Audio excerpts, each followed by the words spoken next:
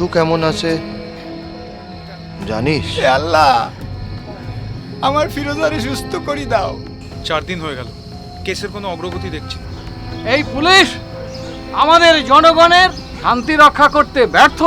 নমস্কার, লোকাল থানার ওসি। যে বাড়ির বাচ্চা মার্ডার হলো আর সে বাড়িতেই তল্লাশি করতে হবে? এটা পুরো মারা কেস দেখছি।